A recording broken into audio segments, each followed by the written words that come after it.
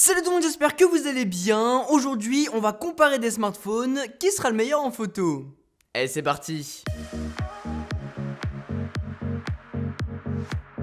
L'heure est au blind test les amis, la fin d'année approche et même là, donc il est maintenant temps de comparer les meilleurs smartphones du marché pour savoir lequel est le meilleur en photo. Pour cette vidéo, j'ai du coup récupéré le Samsung Galaxy Note 10, le Huawei P30 Pro, pas le Mate 30 Pro vu qu'il est à peine sorti, le OnePlus 7T, le Google Pixel 4 ainsi que l'iPhone 11 Pro d'Apple. Les derniers, les meilleurs. Je les adore tous, ils sont tous excellents et je ne peux que vous les recommander. Mais, on les a testés dans différentes situations pour savoir quels sont les avantages de certains par rapport à d'autres. Mode portrait, mode paysage, basse lumière, zoom x2, ultra grand angle, tout y passe. Sauf que tout comme vous, je ne sais absolument pas quelle photo appartient à quel smartphone, je les ai numérotées de 1 à 5 et je vais devoir élire ma préférée parmi les différentes catégories. N'hésitez pas de votre côté à vous choper une feuille et un stylo histoire d'écrire vos photos préférées et on verra à la fin, c'est Vassili qui nous dévoilera le grand gagnant finalement et surtout quel numéro appartient à quel smartphone. Du coup,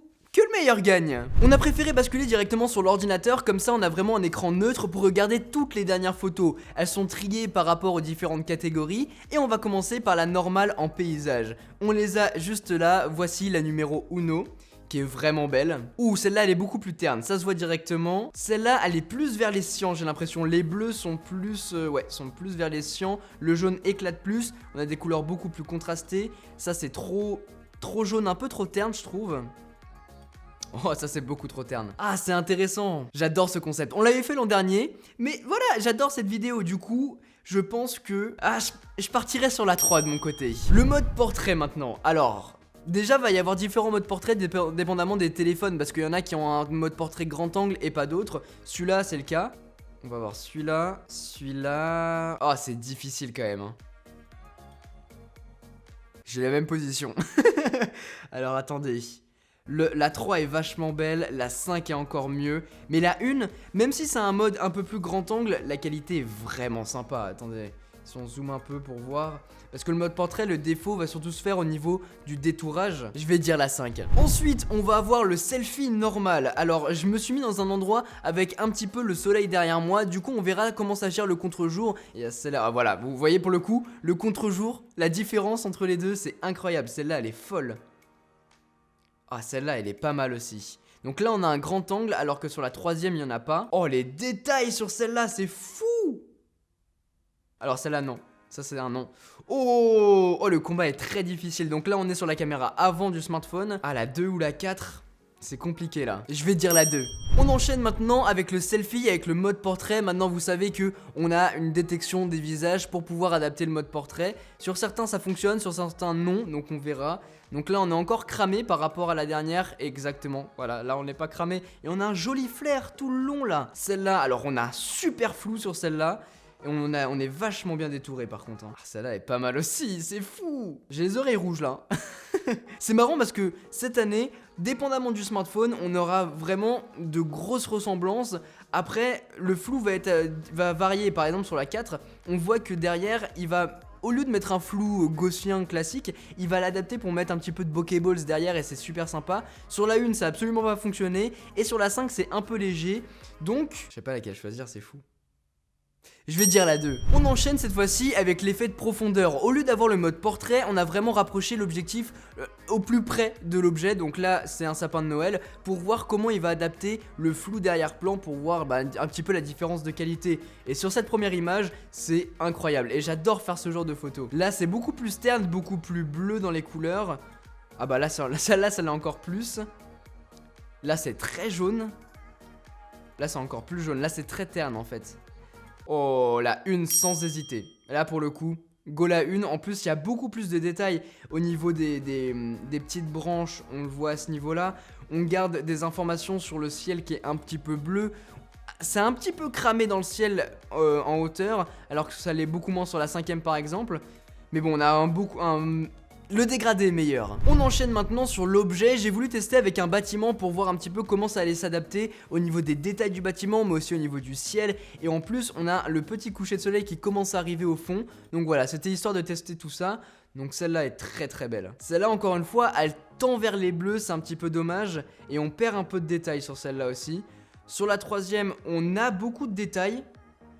Oh là là, ouais. Oh, celle-ci est folle. Celle-là est plus jaune. Alors je sais pas c'est lequel téléphone, je crois que c'est le quatrième, mais il a des couleurs beaucoup plus ternes. Et celle-là est très contrastée, un peu trop contrastée. Ça peut être pas mal, par exemple à la retouche, on peut ajuster, mais c'est dommage.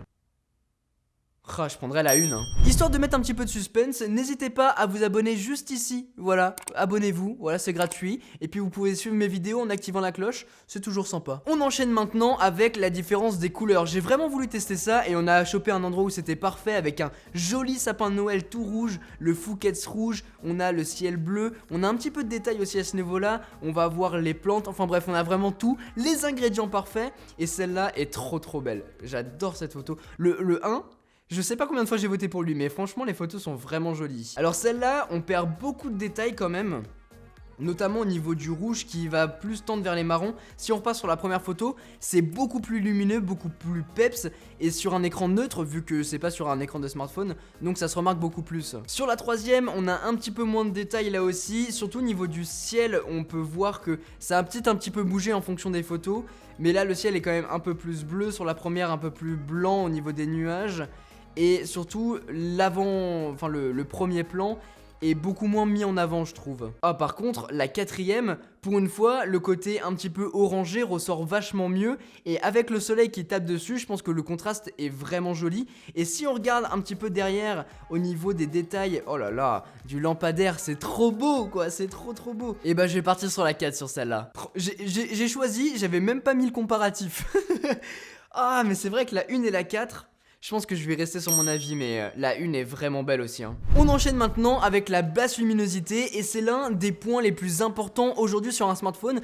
Tous les constructeurs de 2019 ont vachement mis en avant cet aspect en mettant un mode amélioré avec un capteur qui peut ouvrir plus grand, mais surtout un mode nuit. Pour le coup, on l'a pas utilisé le mode nuit pour ce comparatif, histoire d'être à égale distance, et puis vu qu'on était dans un endroit où c'était quand même très lumineux, c'était pas nécessaire. Cette photo, j'aime beaucoup parce que on va avoir le jaune des lampadaires qui va refléter au sol, mais on va garder le bleu de toutes les guirlandes de Noël. Le bleu ressort vachement plus sur celle-là. Mais sur celle-là, le bleu va se mêler avec du blanc, avec du rose un petit peu sur les guirlandes. Plus de détails sur la première. La 3 est pas terrible pour le coup. Ça commence à avoir un petit peu de grain, ça se remarque à ce niveau-là, vous voyez. Il y a des particules qui s'envolent, je sais pas pourquoi. Au niveau des bâtiments aussi, on perd pas mal d'informations. Celle-là pour le coup, on parlait du manque de détails, et bah pour le coup, il y en a beaucoup plus. Alors là, vous regardez au niveau des bâtiments, c'est nickel. Au niveau des arbres et tout ça, ah celle-là franchement, elle gagne un point, je pense. Oh la dernière! Oh la dernière est pas mal aussi. Ce qui est marrant, c'est que dans la une, on a pas mal de détails au niveau de tout ce qui va être guirlande avec différents coloris, alors que sur les autres, on n'en a pas. Alors est-ce que c'était vraiment la réalité sur la une ou pas? J'ai du mal à choisir. Je vais partir sur la une. On enchaîne maintenant avec le zoom x2. Ça aussi, c'est l'un des aspects beaucoup mis en avant par les constructeurs, avoir différents capteurs. On va avoir en général un zoom x2, un zoom x3 ou un zoom x5. Et du coup, là, on l'a testé avec un clocher et j'adore cette photo parce qu'on a vraiment beaucoup de détails au niveau du ciel, mais surtout sur le bâtiment, sur l'horloge. Oh la qualité! Là le bâtiment est beaucoup moins mis en avant, vous voyez. Oh celle-là est belle aussi. Si on zoome un peu. Pas la 4 c'est sûr. Un peu trop terne. Tire trop vers les jaunes. Après le soleil était forcément par là, mais il se fait moins remarquer sur les autres photos. Et du coup il met beaucoup plus en avant le monument lui-même. La 5, ce qui est marrant, c'est qu'on a l'impression qu'il y a eu un traitement derrière, qui a découpé le bâtiment pour le faire ressortir. C'est un truc du pixel ça par exemple, mais oh, les détails par contre là aussi. Oh, c'est compliqué, parce que je pense que la 1 reflète pas mal les couleurs naturelles, alors que la 5 et la 4, un peu moins, mais ressortent plus le bâtiment. La 2, c'est trop terne, la 3... Il y a un truc qui manque sur la troisième. Je vais dire la 1. Finalement, on termine par la dernière catégorie qui est l'ultra grand angle. On a un ultra grand angle sur globalement tous les derniers smartphones, sauf le Google Pixel 4. Donc, c'est sur cette dernière slide qu'on va remarquer quel appareil photo est le Google Pixel et qui ne l'est pas. Quoi qu'il en soit, l'ultra grand angle, ce que je voulais tester, c'est surtout la déformation que ça provoque, parce que c'est un outil vraiment super bien, je l'utilise énormément sur tous les derniers smartphones, et c'est globalement la particularité de tous les derniers smartphones. Du coup, on va avoir la première photo qui est juste ici, que je trouve vraiment belle. On remarquera par exemple le petit lampadaire qui est là. Est-ce qu'on a plus d'informations sur le lampadaire ou est-ce qu'on en aura moins sur les photos? Bah je pense que la 2 c'est le pixel, voilà. Mais la photo est quali. Alors, quand je vous parlais du lampadaire, sur celle-ci, on a plus d'informations au niveau de ce lampadaire et du coup l'ultra grand angle est bien plus important. La déformation par contre a l'air peut-être un peu moins importante. Mais encore une fois, sur la première, les couleurs sont beaucoup plus orangées, un petit peu comme celle-ci, la 4ème, que j'aime beaucoup. Celle-ci est assez bluffante parce que on garde beaucoup d'informations dans le ciel, on a beaucoup d'informations en termes de nuages juste ici. On va en garder au niveau de l'église, mais aussi et surtout au niveau du dallage par terre. On a le contraste entre le gris qui est juste ici, qui ne tire pas trop vers les bleus, et on aura du orange à ce niveau-là. C'est vraiment pas mal. Et sur celle-ci, je suis vachement perplexe parce que déjà de 1, la déformation est bien moins importante, de bien meilleure qualité. On voit qu'au niveau des pavés, c'est pas trop explosé, même si l'ultra grand angle est moins important. Quoi qu'il en soit, en retouche, étant donné qu'il y a beaucoup de noir sur l'image, on va plus facilement pouvoir le récupérer en post-production. Avec le comparatif, c'est hyper marrant parce que c'est là qu'on voit vraiment la différence de déformation. Bon, la 2, elle est shootée directement, mais la 1, si on regarde au niveau des pavés, c'est incurvé, là ça l'est un peu moins, là ça l'est carrément pas, donc il y aura vraiment une grosse différence. Et même au niveau du ciel, là le ciel est cyan, alors que là il est bleu, là il est bleu, et lui il est plus proche de la réalité. C'est la 1 à chaque fois, hein, c'est fou hein. Mais sur celle-là, je vais dire la 4. Bon bah voilà, c'est ce qui conclut ce comparatif. J'adore vraiment faire ce genre de vidéo, mais franchement la différence est vraiment minime, parce que là on les met vraiment l'un à côté de l'autre pour les comparer, mais tous les smartphones sont vraiment incroyables, et même si on ne devait pas choisir, franchement toutes les qualités sont vraiment folles quoi. C'est au niveau de la couleur qu'on voit vraiment la différence. Par exemple la 4, les couleurs sont bien plus explosives, la 1 ça tire plus vers les jaunes, mais en même temps on a vraiment le contraste un petit peu aspect naturel quoi. Par contre, celle que j'adore, c'est le comparatif du mode portrait. On voit toutes les différences, c'est totalement fou. De l'un à l'autre, est-ce que c'est trop terne, est-ce que c'est pas assez terne? Et même au niveau du manteau, on voit que le manteau est totalement cramé, il est blanc limite, enfin il est gris quoi. Alors que sur d'autres photos, il est vraiment noir, un noir profond. Mais vous, n'hésitez pas à me donner vos résultats dans les commentaires pour qu'on sache quel est votre smartphone préféré. Et d'ailleurs, quel est mon smartphone préféré? Parce que j'ai voté pour qui et comment? Bon, du coup, les résultats sont hyper étonnants. Je m'attendais pas du tout à ça quand j'ai fait le comparatif. Du coup, ce que vous attendez tous, c'est de savoir qui est le grand gagnant de ce comparatif d'après l'avis de Quentin. Mais du coup, le numéro 1, c'était le téléphone de Huawei, le P30 Pro. Voilà, c'est le téléphone de Huawei qui a remporté cette année. Le numéro 2, ex aequo, le 2 qui est bien sûr le Google Pixel, comme tu l'as vu dans le grand angle, l'ultra grand angle. Et le 4 qui est le téléphone de Samsung. Et au pied du podium cette année, nous avons le téléphone de OnePlus, le numéro 5, et le téléphone de Apple, le numéro 3. T'as voté pour Huawei. C'est fou. Comment vous dire que je suis totalement choqué, je m'attendais pas du tout à ce résultat là. Moi de mon côté, j'utilise globalement tout le temps l'iPhone 11 Pro pour prendre des photos, et aussi le Samsung Galaxy Note 10, étant donné que c'est le smartphone que je suis en train de tester en ce moment.